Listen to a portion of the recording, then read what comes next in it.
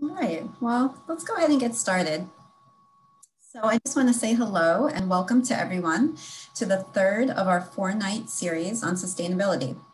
Montclair Climate Action, in collaboration with the PSEG Institute for Sustainable Studies at Montclair State University, would like to welcome you to our partnered Montclair Earth Week series. Together, this event, we have been and will continue to be hosting interactive sustainability-focused webinars with Montclair organizations, residents, and also business owners, leading up and concluding on Earth Day tomorrow night. Monday through Thursday consecutively, we will be covering the topics of transportation, living, food systems, and then tomorrow night is business practices, and all relating back to the overarching theme of climate action. The goal of this week-long series of conversations is to conduct an informed and engaging discussion where we can obtain and utilize feedback from you, the local community members, and get everyone thinking about what we can do as individuals, but also what we can do to affect policy change that we need to adopt as a community. So please note that these are not personal agendas, but rather productive and respectful conversations to help move things along. Today, we are continuing the series of conversations with the topic of sustainable food systems. Before we get into the details of that topic though, I just want to make a little introductions about my group, Montclair Climate Action, that I'm part of. And then the ISS Institute will also make their introductions. All right, so my name is Allison Trivis. I am part of the group Montclair Climate Action. We're a new organization in town, actually. We started in November of 2020, and we're dedicated to making Montclair a climate leader. We are really just a group of concerned citizens of Montclair who have recognized the urgency of the climate crisis. And we've come together to convince our neighbors that action is necessary now. We're doing this through organizing, through education, through outreach and lobbying. We hope to convince the government and the residents of Montclair to take strong steps to address the climate crisis. We believe that people have an important role to play by taking individual action, but also that individual action isn't enough anymore. We must lead as a community to make systematic changes in energy use, in transportation, in waste reduction. And we hope that we can use this week's events to start the conversation in Montclair about what we can all do, not just at the individual level, but also at the policy level. So that's a little bit about Montclair Climate Action. So now I'm going to hand it off to Tisra. Hi, everyone. Thank you, Allison, for the introduction. Good evening, everyone. My name is Tirza Mills. I'm the program coordinator for the PSEG Institute for Sustainability Studies at Montclair State University, one of many who make up this dynamic team. The Institute is extremely proud to be a part of a collaborative partnership with Montclair Climate Action, with the mutual goal of addressing broad sustainability topics. PSEG ISS runs a variety of initiatives connected to the intersection of sustainability and climate through the development of community-engaged research projects and building of educational programs. We provide opportunities for students, academic faculty, and a broad spectrum of organizations, including corporations, nonprofits, municipalities, and government agencies. Our mission is to shed light on topics revolving around economically, environmentally, and socially sound transportation, living, food, and business, just to name a few. Specific projects the Institute has conducted related to tonight's topic of sustainable food systems have included creating a best practices guide for urban farm planning management and the development of a closed loop food system as a resource for municipalities. We also have some exciting sustainable food system related projects in development, so stay on the lookout for that this summer. To learn more and connect with PSEG-ISS, visit our website, montclair.edu/ISS. In addition to our variety of social media outlets. I'll now turn things over to our moderator, Chris Snyder, so he can begin the panel. Thanks so much. We're all very happy to have you joining us tonight for our third out of 4 sessions this week. Tonight we will be talking about sustainable food systems with our three community partners. We're very excited to have them tonight. And without, I think, further ado, we'll invite Mr. Bilal Walker from the immediate area here to talk about all of the sustainable food production that we have going on nearby. Please take it away, Bilal. Good evening, everyone. My name is Bilal Walker, and I'm the Chief Executive Officer for Montclair LLC. I am a graduate of Montclair State University, and I'm also a current graduate student in our Child Policy and Advocacy program. It's really great to be here. Montclair LLC is an organization focusing on strengthening the relationships between community and providing grassroots organizations, nonprofits, and schools opportunities to engage in community development in a meaningful way. A part of that work is inclusive of urban farming and environmental justice advocacy. It's great to be here. Thank you so much. Next, we'll have Dr. Kara Cute joining us, followed lastly by Mr. Java Bradley. So, Kara, if you'd like to introduce yourself very quickly, then we'll move on to Java, and then we'll begin with our slides. Sure, great. So my name is Kara Cute. I work at Rutgers Cooperative Extension. I'm an extension specialist and a research psychologist. I work with community groups around the state, but largely focused in New Brunswick. And I also do basic research projects around the state, most of which have to do with food in some form or other. And that's it for my intro. Thanks. Java, would you like to introduce yourself for the audience? Sure. So my name is Java Bradley. I own Java's Compost with my wife, Michelle. And we currently operate a curbside food scraps pickup service. And along with consulting with backyard composters, DIY folks. Yeah, I would say that's about it. All right, fantastic. Bilal, would you like to start us off with what you have to say so far, introducing yourself to the community, describing your progress so far in addressing our food production needs and sustainability, and then just a little bit about how you've overcome some of the barriers in doing so.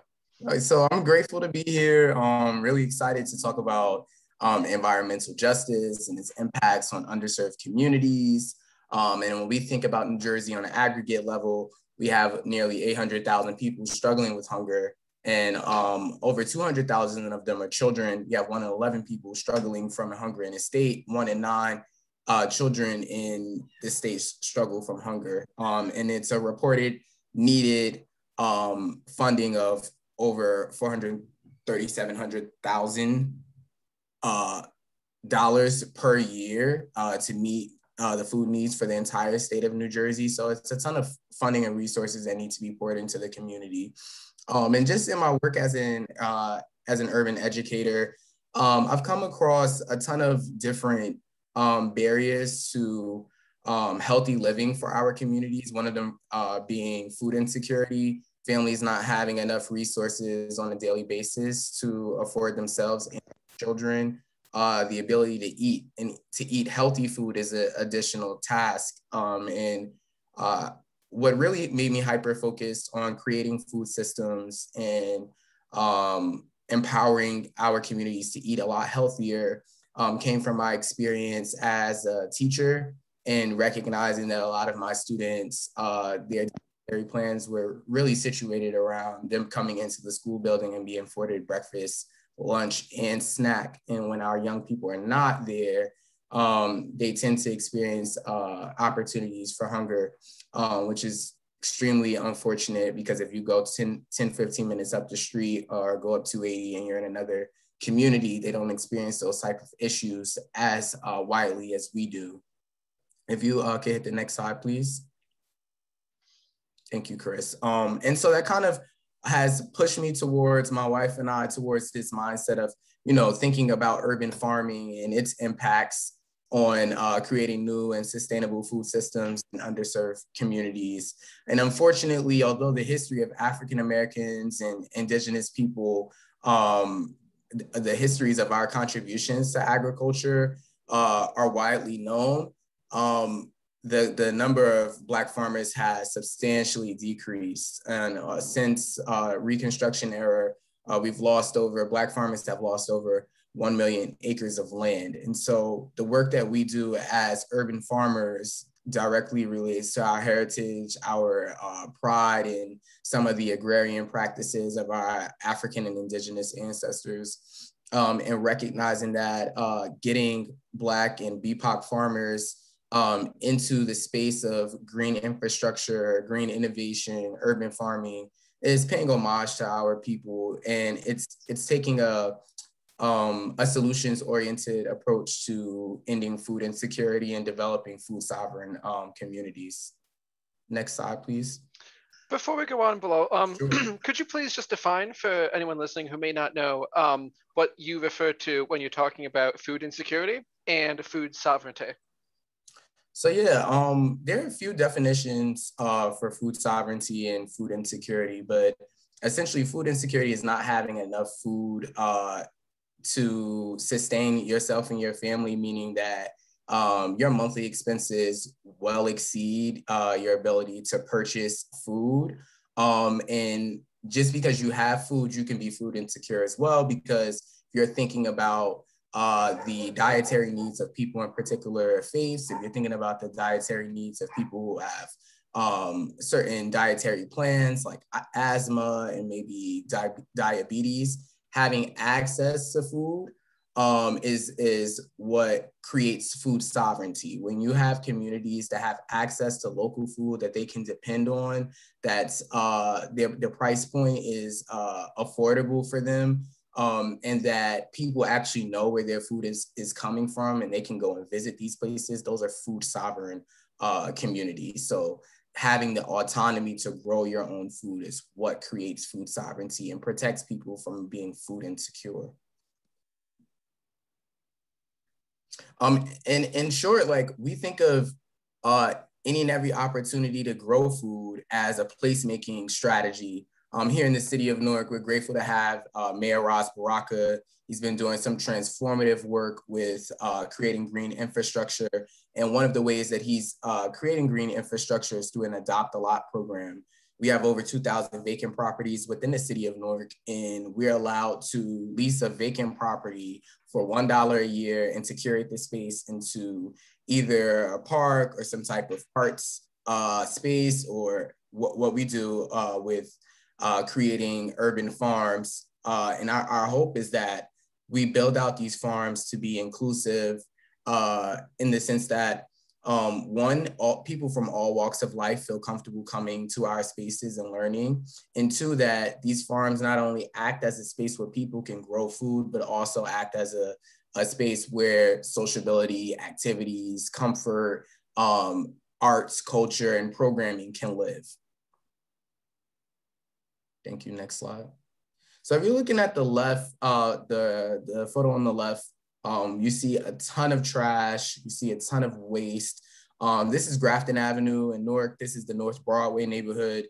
And this community is predominantly populated by Latinos in the city. We also have a sizable population of people of African descent living in the community as well. So this area has historically experienced, in particular, Grafton has experienced, Lower Grafton Avenue has experienced, under-resourced experiences, like looking at vacant property, some people looking at a vacant property like this one as a breeding ground or a dumping ground for waste and construction material. And my wife and I rode past this property multiple times.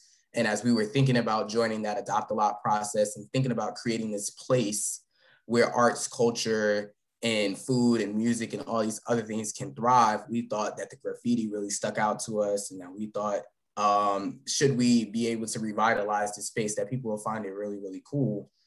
And so then we began to organize. Our work in urban education and public health encourages us to use manpower or woman power, or any of the powers that anybody identifies with as a means to engage in collaborative work, that community members become advocates for change and see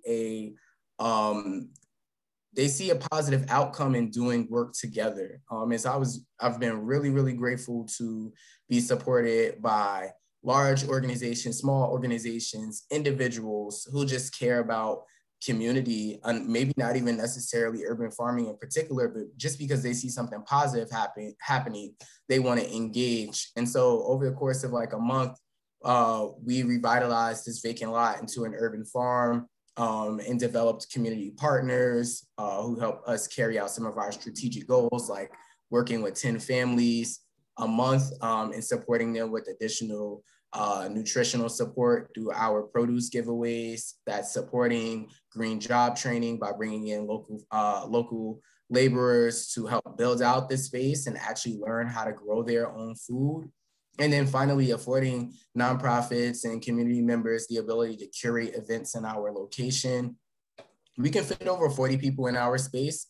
And so it can definitely be used as an outdoor classroom. We've had advocacy organizations like Parent Impact come out and host some of their summer workshops and programming concerning just policy change and just education in general. So it sort of has a park vibe to it.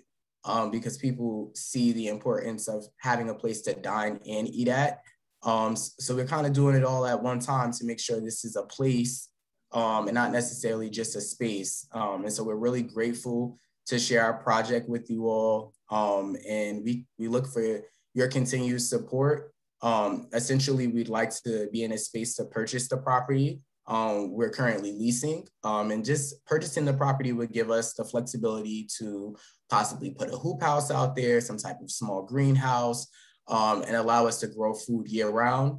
At the moment, we're really only able to grow spring and summer and into the fall.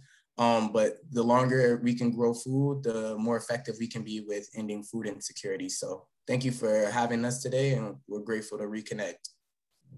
Thanks so much, Bilal. We absolutely love the distinction, of course, between some place that is just a place, for example, versus turning it into a destination. Right. And we think that's a very important part in not only just this food growing process, of course, but in a lot of this long-term sustainability as well. So thank you so much for that addition. I'd like to transition now from the food growing practices to a little bit more of the food management and hopefully the food waste management sides of things. I'd like to invite Dr. Kara Cute to present. Great, thanks so much.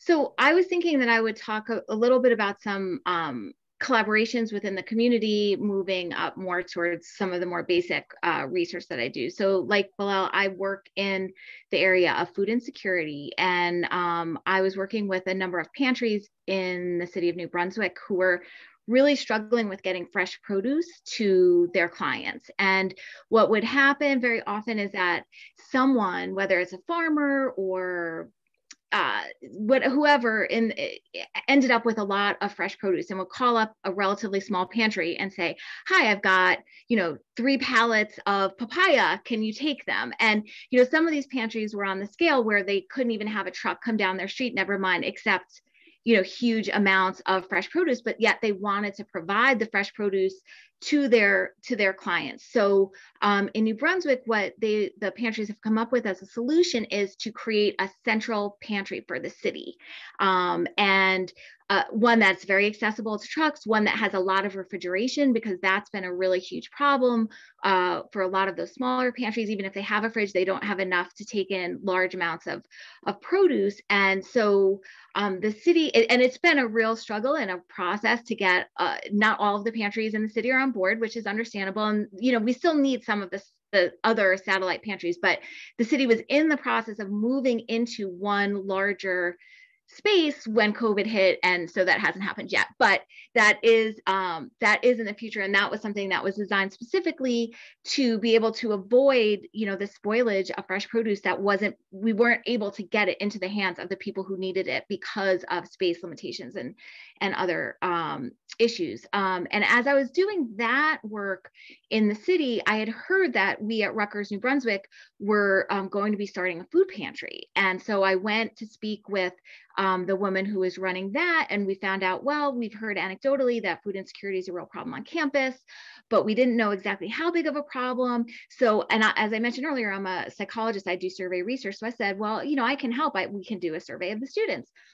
so as we started that, you know, a lot of colleges and universities around the country have begun looking internally and saying, you know, this is a real issue on a national scale. What does it look like for our students? So what we have found at Rutgers New Brunswick is that about a third of our students are struggling with some level of food insecurity. And I think Bilal did a really good job of kind of explaining what, you know, what it can look like, and how for some, even if you have food, it can still just be like the worrying about where your next meal is going to come from, or, you know, it doesn't mean you absolutely don't have food. But some of our students have told us, you know, they're losing weight, they're skipping meals, you know, there's the extreme version and the less extreme version. So anyway, we did that survey and we've done some research since, but the food pantry was really interested in developing not just, you know, the traditional pantry model. So we've done some really interesting things. We work with the local farmers market to give produce vouchers to the students who come into the market so that they can select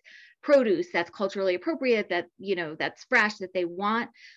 We also work with the on-campus student farm to bring in fresh produce that, again, the students can select what they want, but that's actually at the pantry. And we're hoping to get some of the students who use the pantry out to farm also, and to sort of develop that skill and make that connection for them. And we also started something called the No More Hungry Nights Cafe, where we were working with Rutgers Dining to use recovered food. So food that they weren't able to serve. Now, and there are some restrictions on this. It's not just any, you know, it's not plate waste. It's just food that it had to be in whole trays that hadn't been served, that they would share with us at this cafe, and we could share with the students. And we weren't getting enough that we could feed as the demand, but it was supporting, we were using some of the recovered food, which was exciting. And it's, you know, it was great, healthy food. And we had other donations. And the other reason that we were really happy about that programming was that it was also helping to destigmatize food insecurity on campus. It was saying, here's sort of the idea, again, of that placemaking, like here's a place where you can come and share a meal and sit with your friends and whoever, and it's okay to be food insecure, and we're here to support you in a community setting. So that was great, but then again, COVID hit, so we're hoping to go back to that when students are back on campus. There are some other complicating factors. It's a challenge, but it was exciting because there was real demand on campus. So those are some ways that we were trying to make both, you know, a more sustainable pantry model and also a healthier pantry model. And so often it just goes completely hand in hand. So, you know, just getting more fresh produce to the students. Another program that I wanted to just mention briefly was Meals on Wheels in Greater New Brunswick, which I've been working with them for about 10 years. And we have just a great model where we buy the kitchen that cooks our food for our clients is in Elijah's Promise. And Elijah's, if you don't know it, it's sort of our main food hub in New Brunswick in terms of, you know, it's a soup kitchen and a food pantry and social services. And so they have a cooking school there. So the people in the cooking school cook the meals, and they're mostly low-income people getting job training. They're cooking the meals that we are serving to our clients of Meals on Wheels. And sometimes that food is actually the leftover food from the New Brunswick Farmers Market that's getting donated to Elijah. So they're able to provide the food for no cost. And it's really a great model, and sort of a way that a lot of different nonprofits in the food system can kind of work together to provide healthier food. And, you know, and support food insecure people in the community. And then finally, and I think this is what you're getting at. So I work on a project with Sarah Elnakeeb, who was the original person from Rutgers invited, but she couldn't make it tonight. So I'm very lucky to be here in her place. And she does a lot of work with food waste. And I work on a project with her looking at food waste in schools. And she did the majority of the research, but looking at how you can create school cafeterias that promote both fruit and vegetable consumption and also reduce plate waste in schools. So again, this idea of choice and letting students choose what food that they take is really one of the most powerful interventions that we have, that we can see that students end up eating more of the fruits and vegetables and wasting less of it. And so there's a lot, there's a lot of schools. It's another, just like the college student food insecurity, this whole idea of smarter lunchrooms is something that's being used around the country to really try to address sustainability in school food in K through 12 schools. So that's it. So that's phenomenal. We're always very glad to hear about the food security initiatives coming up in schools, specifically for university students, a group that's very often kind of left on the sidelines of those discussions. Mm-hmm.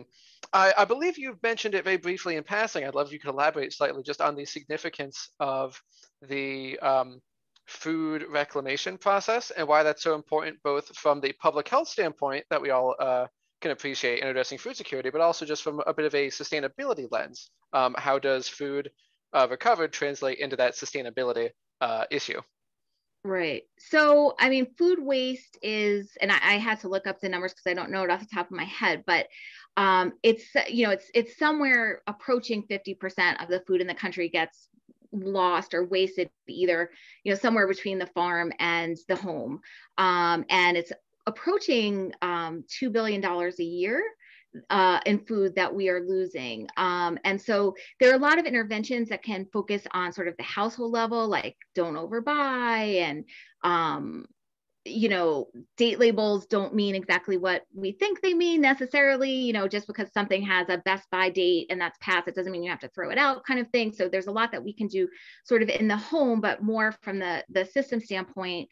You know, there's a lot of important approaches to reducing the food waste. You know, there's tons of on-farm stuff, but sort of the emergency food system keeps coming up as you know, food processors and retailers want to always use the emergency food system as a kind of way of not wasting food, but there's often a real mismatch there in terms of like what I was talking about before, like a small food pantry can't take pallets of fresh produce and get rid of it. They might not even be having hours until the next week or whatever. So we really need aggregators and kind of larger county. We in Middlesex County, we have a really wonderful county-based organization that that is kind of works as an aggregator and a distributor to try to make sure that pantries get as much as they can handle when they need it, and doing that. So it's just, I mean, it's a huge problem. It's a huge problem.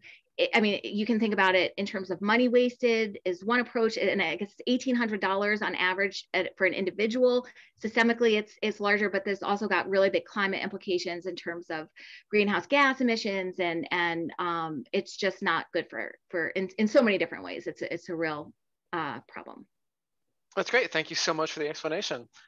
Before we move on to our final panelist, Java, and then open up to the Q&A, we would like to invite everyone to go ahead, and if you have any questions for our panelists, please do feel free to add them to our question box. We'll be addressing them after our third panelist has spoken. And without further ado, I'd love to invite Java to talk about hopefully where your food is ending up at the end of its lifespan instead of in the conventional waste stream. So Java, please take it away. So yeah, basically, I mean, our whole business is really about sustainability and trying to get people to understand that food scraps has value. It's not trash. It shouldn't be considered trash.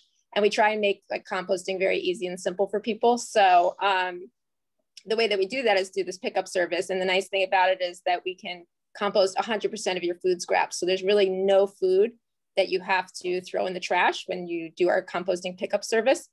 So we can take meat, bones, dairy, like anything, stuff that has oil, traditionally things that you don't think you can compost, because if you're doing backyard composting, sometimes you don't want to do that harder material just because it can attract animals and it takes longer to break down. So, you know, so far we've helped people in our communities that we service divert, you know, close to 400,000 pounds of food waste from the landfills and the incinerators. And, you know, in Essex County, the incinerator in Newark is where all of our trash goes. So, you know, that's one way that we have helped kind of foster sustainability within the towns that we service. And the nice thing about it is also that our customers actually get feedback, direct feedback about how much waste they're diverting, because we use a special customer portal. So they get stats whenever they want. They can look up and see how much food waste they've kept out of landfills and incinerators. That's incredible. How difficult has it been for you to establish this large network of you know, composting from all of the people that you serve right now to getting it to a site that you're composting? And have there been any barriers in your way to achieving this that you've been able to overcome? Yes. I should let you I'll defer to your I'm the barrier person. I face a lot of barriers. No, initially when we first tried to do our pickup service, we weren't able to, because in New Jersey, there's a lot of regulations around food waste, and a lot of the rules and laws are very antiquated and didn't really have a lot of initial thought behind them, because food waste is actually considered solid waste in New Jersey. So it has to be cared for in that way, unless you're bringing your food to a commercial composting facility. And New Jersey does not have a lot of infrastructure for composting. So oftentimes people come here from like California or wherever, even the city, and they're like, oh, why isn't there composting here? And there's no composting here because there's not composting processing facilities. So that was one of the big barriers we faced, is that we had this idea that we thought was a good idea, and we wanted to pick up people's food scraps and, you know, charge them a little fee for it. And then we realized after doing our research, we couldn't, because we just didn't have a place to accept the food waste. So, and you can't do it in your backyard. You can't take somebody's food from, you know, your house and bring it to my house and process it. That's illegal. You can't even technically bring it to a community garden, although we helped found the New Jersey Composting Council, the local chapter of the USCC, the United States Composting Council. And we've been working with them closely, and an environmental attorney. It's a whole network of us now to try and change some of the regulations so that you can actually bring food waste to a community garden to be composted. And hopefully they will move towards allowing small scale processing sites to accept food waste and process locally. So those are some of the barriers we've kind of encountered. Just for our own clarification, could you explain how the food waste is just so different from that definition it's been lumped into, which is right now that solid waste that is called in New Jersey? Okay. Well, I mean, I would say, you know, the primary difference is that food waste, you know, is actually a resource. Whereas the majority of solid waste, when, you know, it comes from all different kind of industries, and it's kind of lumped together in many cases. And it doesn't provide us with a source of like with some sort of renewable energy or product. Whereas the things that we typically waste from our plate is actually a rich resource. And, you know, it accomplishes a number of different things. One, when it's finished in its finished form, when it's made into a finished compost, you know, it's everything from, you know, growing more food to drawing a blank here, but all the different water erosion and soil remediation. Yeah. So I mean, there's a number of different ways that what we call food waste is actually a resource for us. Well, that's great. Thank you so much for that explanation. And for anyone right now that is interested here in starting maybe their own composting, or getting a bit more involved hands-on, either in the direct action of composting, or hopefully in some of the policy side to maybe change some of these definitions to help all of us out who are trying to compost, what could some interested people start doing, you know, right now, tomorrow, to help kind of get more involved? Well, I mean, one thing is to reach out to the New Jersey Composting Council. That's probably the lead advocacy group in the state, and that's spearheaded by Jairo Gonzalez. He's the president, and as Michelle was saying, a network of really helpful, well-informed people that serve in that on the council.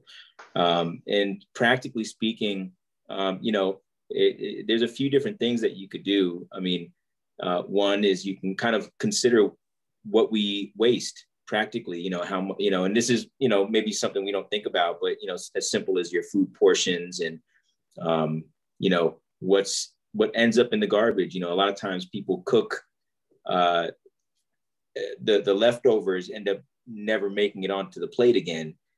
So, you know, taking some steps to kind of be more careful about, you know, our preparation and shopping habits, but ultimately, finally, also, what do you do with what you can't consume again? And that's composting. And there's a variety, you know, there's different ways to do that. And that can be fun, you know, experimenting with the different methods of composting. And of course, obviously, there's also the curbside pickup option if you don't have space on your property or you're in an apartment or, you know, so there are a variety of ways to kind of take some steps. Well, that's great. Thank you so much. It sounds like there's a lot of ways that people can start to begin getting, hopefully, a bit of their food waste out of the actual can and into some place where it's going to end up in a much better, hopefully much more long-term home. You know, compost, a lot of the soil remediation, and that is just great news for us to hear. So we do have some questions coming in, which is great. Before we do get to them, we would just want to recognize and thank the third ward counselor, excuse me, Lori Abrams, for showing up. This is just one of the examples of, you know, we're able to reach the local community, and certainly there's a lot of vested interest from people where it counts in these sustainability topics and forging ahead towards a bit more of a brighter and greener tomorrow. So we're really excited for that.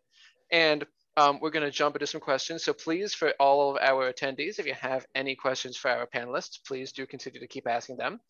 And we'll start off with just our first question right now. And we can cover up, I think, Java, you'll be able to contribute this first to continue this train of thought. Just what are our recommendations for someone who wants to make a bit more sustainable decisions in their own kitchen right now? So I know you mentioned portioning, and Kara mentioned you know, purchasing habits. What are some very easy ways that an interested person can start to reduce their very own kitchen waste production? Well, if you're talking about like, yeah, trying to, well, buying habits are good. Also in terms of storing food, we've, you know, just got into, because of course we can compost. We have a lot of different systems in our backyard that we compost with, but we're realizing, oh, let's try and not even have to compost. Let's try and, you know, see how long we can preserve the food that we purchase. So we've done a lot of kind of experimenting with, you know, making sure that our herbs are wrapped in some sort of wet, you know, paper towel type of thing. Or they sell these special bags now that you can wet and then put your greens in. That it really do work. Like I've just bought a couple of those and I can't believe how long our greens are lasting in the fridge. But if people do want to end up composting, you know, there are very kind of basic ways that you can get started. And we would always recommend kind of starting with a tumbler, like an enclosed system, so that you can avoid some of the issues that people have with, you know, rodents. Unfortunately, that's an issue with certain types of composting systems. So yeah, those are. And also, I think, you know, there's the steps you have to take in order to properly manage your pile. There's only a few basic things that you need to keep in mind when you're trying to balance your pile. So I would just take the time to learn those few steps. And then also keep in mind that you can always fix a pile that's gone bad. You know, if it starts to smell too much or whatever, a lot of times people are discouraged. They want to give up on that. You really don't have to. You can always fix it. One of the major problems that people run into with the odor is that they're not adding enough carbon.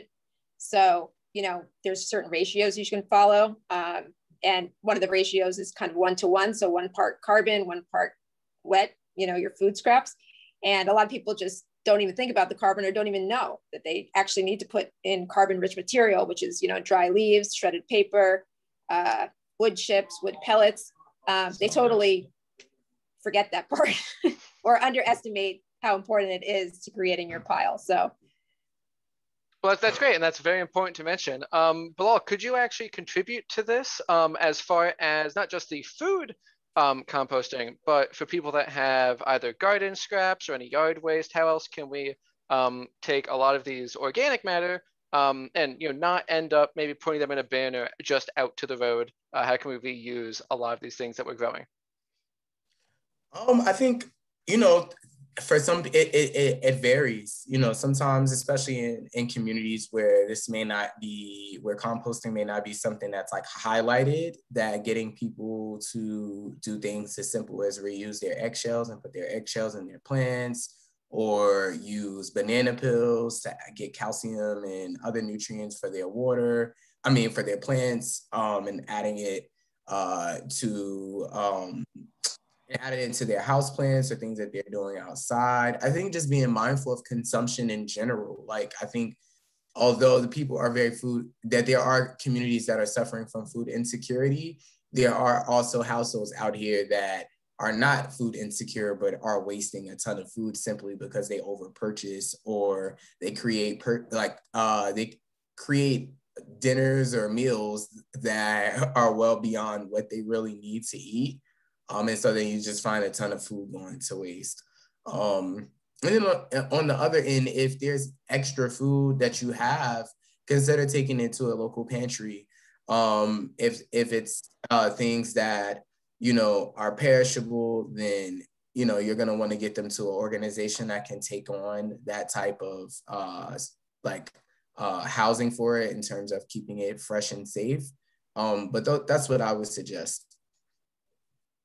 Yeah. Well, that's great. Thank you so much. Before we move on to our next question, we do have just a very quick follow-up survey at each of these events. So in addition to the questions that we'll be answering right now with our panelists, we would love to hear the feedback from you, our participants, just about your opinions on the progress that's being made so far on topics of sustainability and anything that might be holding up reaching those goals that we have about achieving a much more sustainable Montclair and the surrounding communities as well. So there should be a link going out into the chat for that. If you have a moment after the Q&A session, we'd really appreciate to hear your feedback from that. Thanks so much.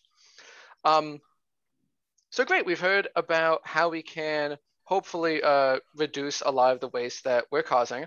We have a great question from one of our participants. And is there anything that we can do to try and consume these things responsibly? So what can we do to try and reduce the pre-consumer food waste that's coming from our food buying practices? Is that for us? Or whoever would like to start. Sure, I think you might be the most knowledgeable on this area. Well, one thing is just, trying to preserve your food. Another thing is, people talk often about like meal planning and how much that reduces food waste because you actually think through what you need. I don't know if people are familiar with the refill shops that have opened up. There's one in Maplewood called Good Bottle Refill Shop and Dry Goods Refillery. And Dry Goods Refillery is actually opening up a package-free grocery store in Montclair in the coming months. So that's going to be very exciting. Yeah, those are my thoughts about it. I think conversation goes a long way too. You're sitting at the kitchen table, the dining table, and you're taking notes about who's eating what, how much of different simple things like that, where you start to realize we put rice on the table every night, but we're finding that more and more of it is not being eaten. So what does that mean for and so just making some adjustments with our meal prep. That's that's what we've done. Yeah, and also just trying to recreate meals out of we have all this abundance of rice. We're like, okay, let's turn it into a stir fry. It usually was for tacos, but let's make it into a stir fry, and then let's turn that into something. So we try and kind of recreate meals with the leftovers too. That's a good habit. Kara, do you have something to add maybe about the scaling up of what some of these things that we can do? Well, one thing I just wanted to put in a plug for Rutgers Cooperative Extension, which is that we have classes, and especially now that everything's online, it's even easier to access them, but on how to do preservation of your food, canning and all of that, which is great if you have it on a smaller scale.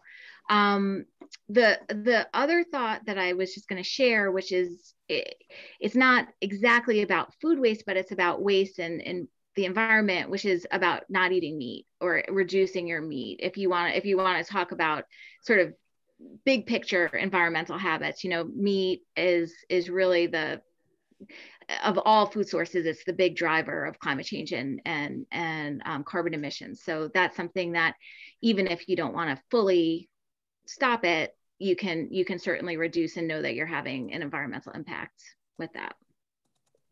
That's phenomenal.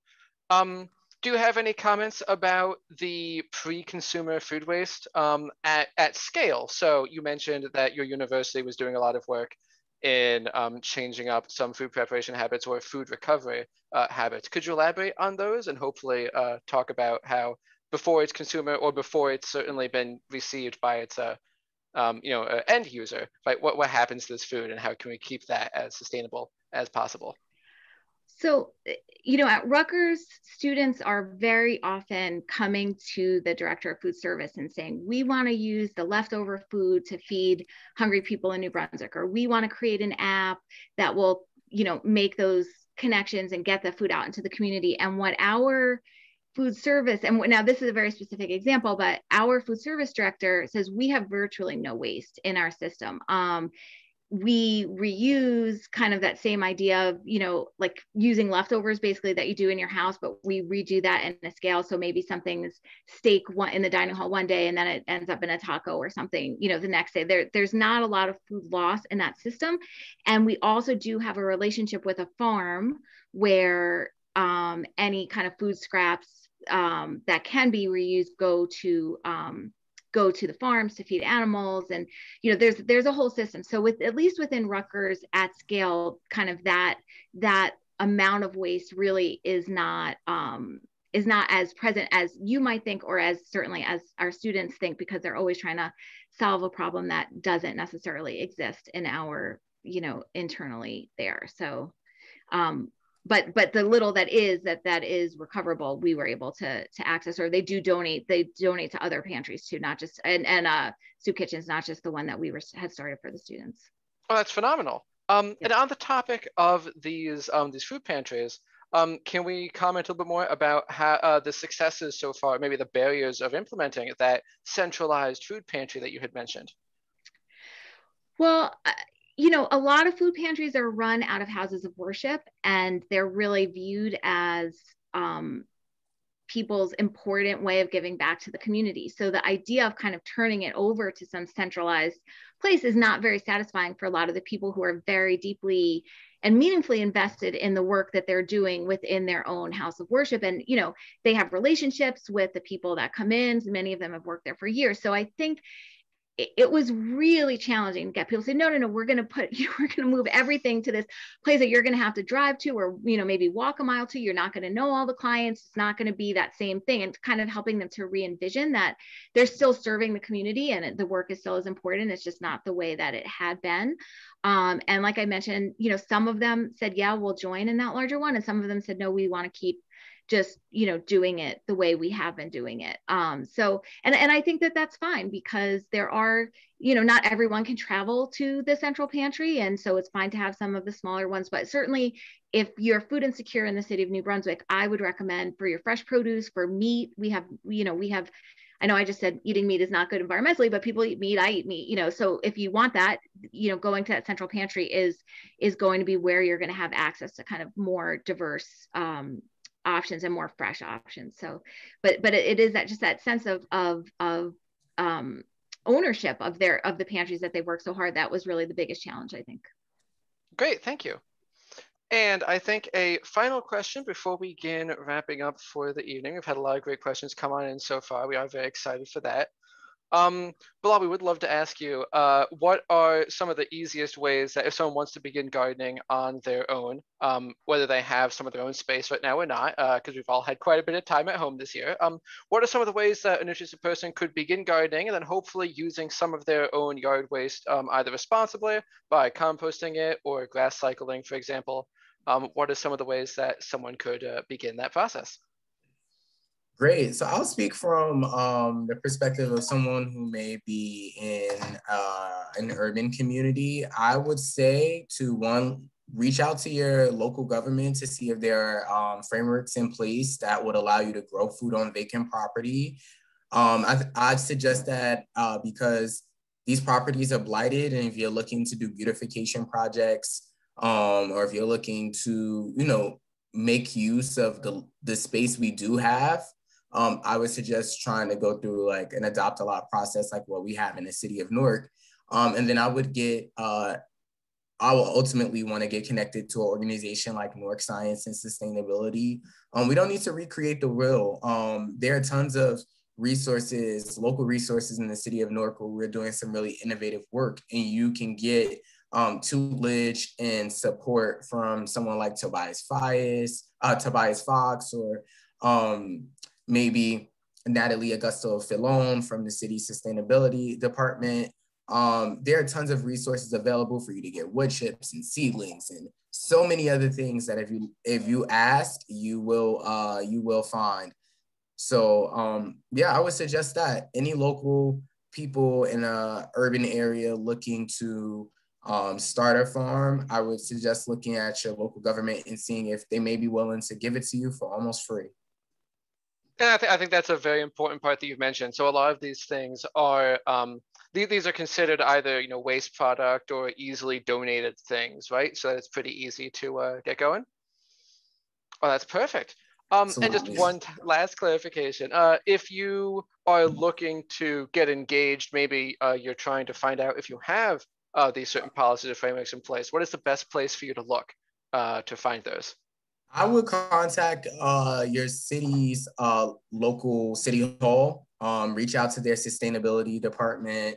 I would also consider reaching out to your local farm service agency. That's through the U.S. Department of Agriculture. They may be able to point you in the direction of some farmland that you can lease for free, or put you in contact with local farmers who are doing some of the work that you're interested in doing. So I start really, really local, look at your councilmen and see what opportunities they have. If they're working on parks or if they've identified blighted properties, and then definitely look towards contacting your city hall, looking at sustainability or recreation. Your recreation department might be another area you want to look at to see what opportunities there are, because oftentimes there are a few. Great. Thank you so much for all of your great answers. I'd now like to turn the event over to Tirza. Yeah, thank you. Thanks, Chris. That was an excellent panel. I just want to say, you know, thank you to our amazing group of panelists and to you, the attendees, for joining us this evening.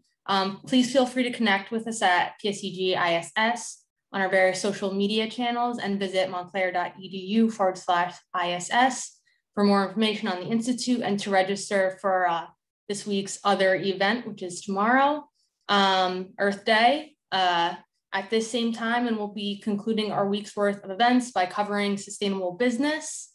There's still time to register, and details can be found on both our website and social media outlets. Also, I'm going to add in, we'll be going live with our first episode of our new podcast, and that's called Refresh. And that's going to be going on tomorrow, 3:00 p.m. Eastern Standard Time on 90.3 WMSC-FM. These will play weekly at 3 p.m. Eastern Standard Time on Thursdays and replayed at 11 a.m. Eastern Standard Time on the following Monday. You can actually join tomorrow at 8:30 a.m. to learn more about this radio series. Once again, I am going to just send the link to the survey for you to fill out. We greatly appreciate your participation and feedback. And if MCA has any final comments, I'll give them the opportunity to do so. Thank you. I just wanted to say thanks everyone for joining. It was really, really great discussion. We didn't even get to all of my questions, but there's some great food for thought here, literally. And I look forward to seeing everyone tomorrow night at the Sustainable Business Practices webinar. It's going to be really great. So thank you. Have a great night.